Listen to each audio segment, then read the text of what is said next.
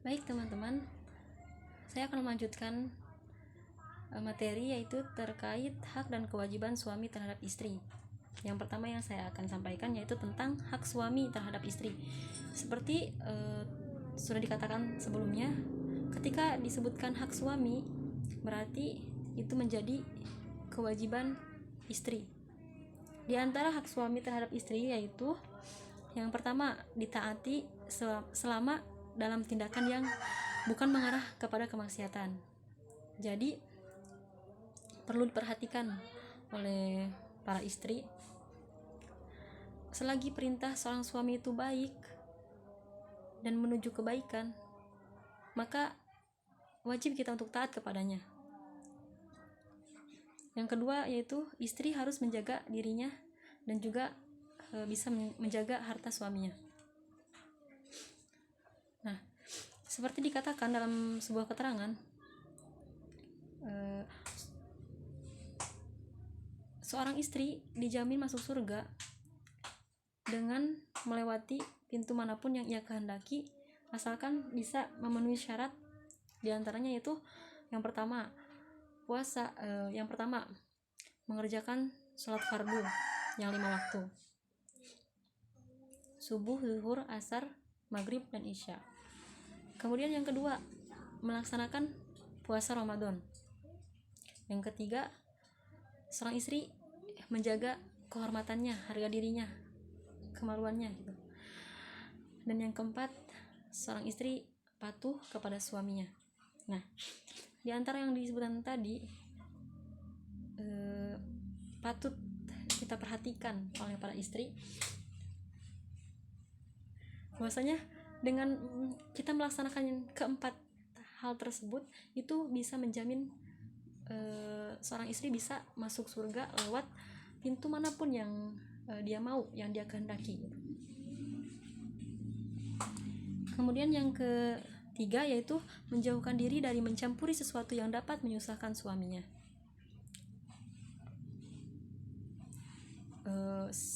Seharusnya seorang istri itu harus senantiasa bisa melengkapi ketika suaminya terkena masalah atau suatu kerjaan yang banyak.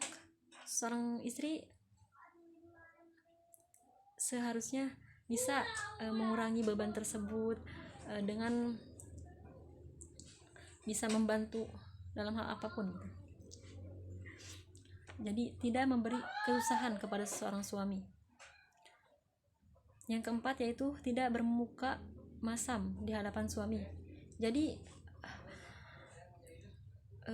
dianjurkan sekali untuk para istri untuk selalu menampilkan wajah yang bahagia, yang berseri gitu.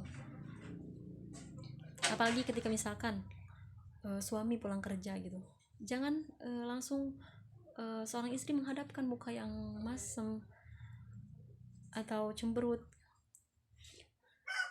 Harusnya ketika suami pulang kerja capek, kemudian istri membukakan pintu, kemudian suami melihat istri tersebut dan suami merasakan seketika capek kerja tersebut hilang gitu, berubah menjadi kebahagiaan.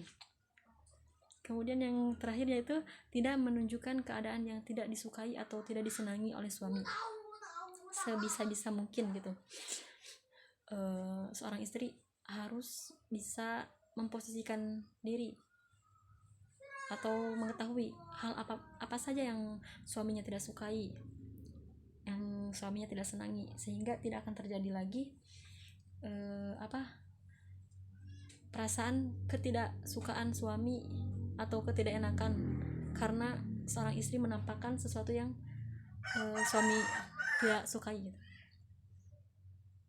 Jadi senantiasa menampilkan hal-hal yang suami sukai, suami senangi gitu. Semoga dengan usaha kita untuk selalu memunculkan atau memberikan kebahagiaan lewat apa-apa yang suami sukai, mudah-mudahan itu jadi wasilah buat para istri untuk taat kepada suami dan bisa mendapat jaminan Allah menuju surga itu. Kemudian yang kedua, kewajiban suami terhadap istri. Di antara kewajiban suami terhadap istri yaitu dibagi menjadi 2 bagian. Di antaranya kewajiban yang bersifat material dan kewajiban yang bersifat non material. Yang pertama, kewajiban suami terhadap istri yang bersifat material atau maliyah, harta. Yang pertama ada mahar. Nah, mahar ini teman-teman merupakan hal yang wajib dipenuhi gitu, sebagai bentuk hadiah terhadap istri kita. Jadi misalkan dalam nikah tidak disebutkan mahar, itu tidak menjadi masalah, nikahnya akan tetap sah. Tapi kalau misalkan disebutkan mahar tertentu dalam suatu akad, maka dia atau suami tersebut berkewajiban untuk membayar mahar sesuai dengan apa yang dikatakan di akad tersebut gitu. Tapi dianjurkan dalam pernikahan seorang calon istri gitu tidak mempersulit menuju pernikahan dengan meninggikan mahar sehingga laki-laki atau calon suaminya itu merasa kesulitan. Soalnya pernikahan itu kan tujuan utamanya itu beribadah kepada Allah Subhanahu wa taala. Jadi dianjurkan untuk mempermudah gitu. Jangan dipersulit. Sebagaimana Allah Subhanahu wa taala berfirman, wa atun nisa shadaqatihinna nihla. Berikanlah kepada wanita mahar mereka. Jadi mahar itu bentuk hadiah kepada istri kita. Jadi harus diberikan. Nah, seperti disebutkan dalam Quran surah An-Nisa ayat 24 yang artinya berikanlah mas kawin kepada perempuan-perempuan yang kamu nikahi sebagai pemberian wajib. Tetapi tidak mengapa jika ternyata di antara kamu telah saling merelakan setelah ditetapkan gitu. Kalau misalkan si calon istrinya ridho, tidak ada mahar gitu, atau mahar sedikit tidak dipermasalahkan, itu nikahnya atau akadnya tetap sah. Yang kedua, dari kewajiban suami terhadap istri bersifat material atau maliyah yaitu nafkah. Suami wajib memberikan nafkah terhadap istrinya sebagaimana firman Allah Subhanahu wa taala dalam Quran surah At-Tolak ayat 6 yang artinya, tempatkanlah istri-istri di mana kamu tinggal menurut kemampuanmu. Janganlah kamu menyusahkan istri-istrimu untuk menyempitkan hati mereka.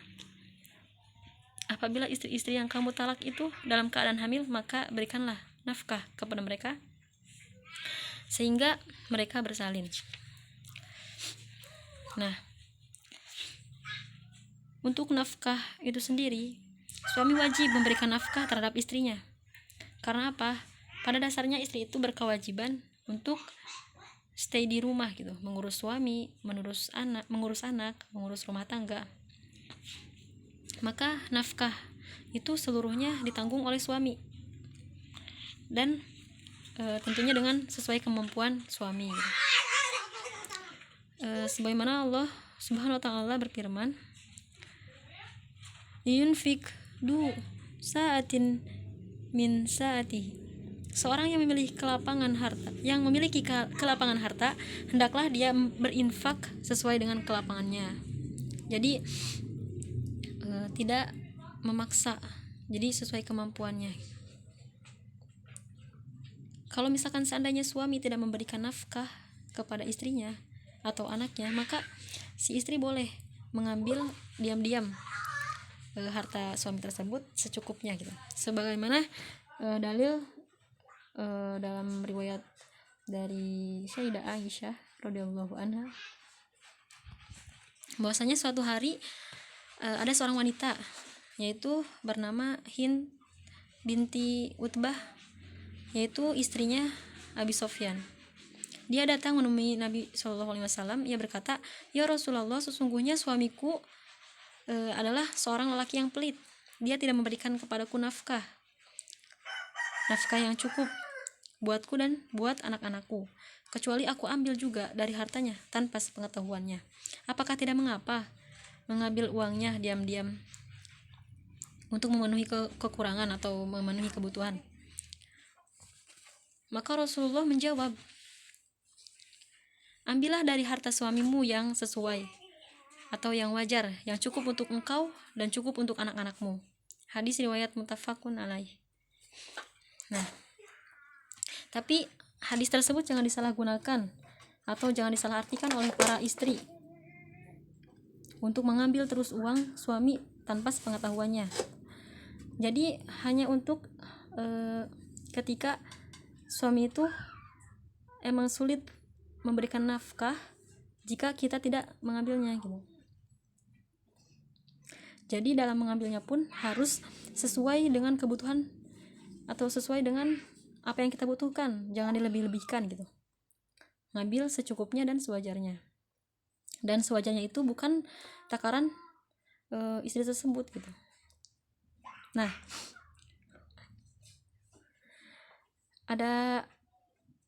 misalkan ada yang bertanya, bagaimana kalau istri bekerja? Apakah wajib bagi seorang suami untuk masih menafkahi sang istri tersebut, sementara sang istri sudah bekerja dan sudah berpenghasilan? Apakah dia menafkahi dirinya sendiri?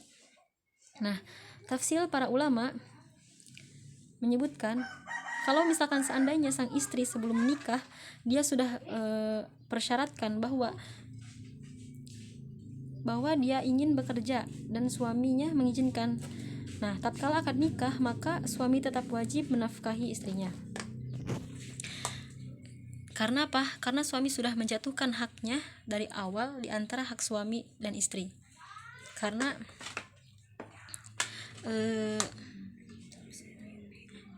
pada dasarnya kan istri harusnya di rumah saja, tidak keluar. Tapi tatkala menikah, maka dia menjatuhkan haknya atau mengalah karena untuk membantu kebutuhan suami. Tapi tetap suami wajib menafkahi istri tersebut.